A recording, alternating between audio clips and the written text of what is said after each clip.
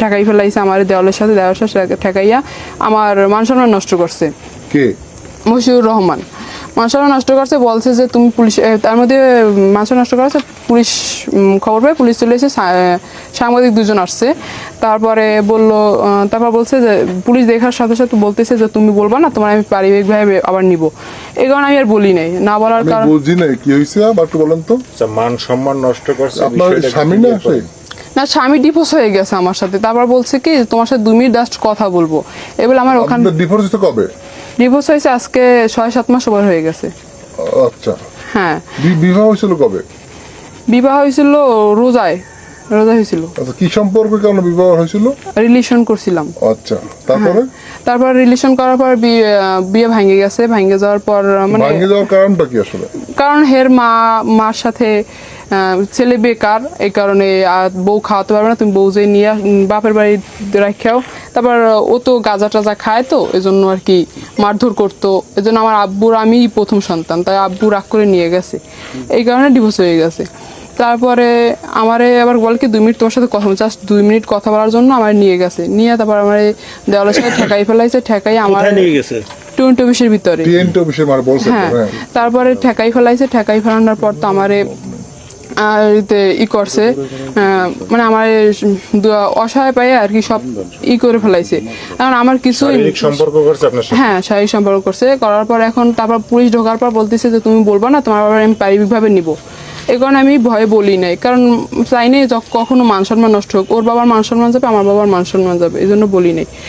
এখন তারপরে আজকে সন্ধ্যায় আসছি, আমার তো আমার বাবাই জানছে, মা জানছে, সবাই জানার পর আমার বলছে। এই ঘটনাটা কবে? আপনি কালকে সকালের। আচ্ছা। তারপরে আমারে সবাই আব্বু আম্মু মারধর করে ঘর থেকে বের করে দিচ্ছে, যা তুই তোর পথে যা, এরকম বলছে। আমি আমার বিয়ের প্রতিশ্রুতি হয়েছে, আমি ওর বাসায় আসছি।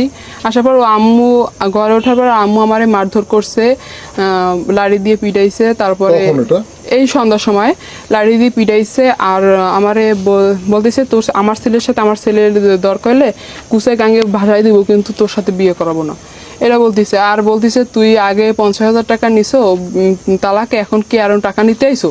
আর আমি নাকি বাজে, এইসব বলতেছে। আমি আবার বলছি যে আমি যখন বাজে, তাহলে আপনার ছেলে গেছে কেন আমার কাছে? এই এখন বলতেছে যে তার ছেলে কিছু করে নাই। আর হ্যাঁ বলতেছে তারা সুজন আছে, ছাত্রলীগ করে, তার ছেলে ছাত্রলীগ করে, আমার তা কিছু বলতে পারবে না, এটা বলছে। আর আমি অসহায় পাইছেন, আমার আব্বু আম্মু নামাই দিয়েছেন, আমি এই বাসায় আইছি, আমি কোথায় যাবো? আচ্ছা, আপনাদের যখন তালাক হওয়ার যখন হয়েছিল, তালাকটা কি আপনাদের পক্ষ থেকে দেওয়া হয়েছিল না তার পক্ষ থেকেই? আচ্ছা, এখানে তো আপনার নাকি সে শাশুড়ি, তিনি নাকি আপনাকে আনার জন্য এই বাড়িতে অনেক রিকোয়েস্ট করছিল, তখন তো আপনি আসতে চাননি? আমাকে রিকোয়েস্ট করছে, আমি বলি শোনেন তার ছেলে গাঁজা খায়, আমি নিষেধ করলে সে উল্টোবেল বলে আমি গাঁজা টাকা দেবো, তোমার সমস্যা কি? তোমার বাপের টাকার খায় না। এটা কি বলছে ওর আম্মা? আচ্ছা, তাহলে গাঁজা খায়, তারপর আবার আসছেন কেন এখানে? আবার আমি তো আসি নাই, আমি তো ওই 20 অফিসের ভিতরে আমার 2 মিনিট কথা বলার জন্য নিয়ে যেয়ে আমারে ধর্ষণ করছে। এখন আমি বাবা মায়ের সবাই নামাই দিয়েছেন, আমি কোথায় যাবো? এখন তো ওর কাছে আসছি। এই ঘটনা কখনকার ঘটনা? কালকে সকালে। কালকে আপনি বললেন না কেন? পুলিশ ছিল 3 জন, সাংবাদিক ছিল 2 জন। কালকে তো বলছে যে তোমার আমি পারিবারিকভাবে নিব, এই জন্য আমি বলি নাই যে ওর বাবার মান সম্মান যাবে, আমার বাবার মান সম্মান যাবে, এই জন্য বলি নাই না। কারণ এখন বলতেছে যে সে নাকি আমার কিছু করে নাই। এখন কি করবো বলেন? আমার বাবা অভিযোগ নিয়ে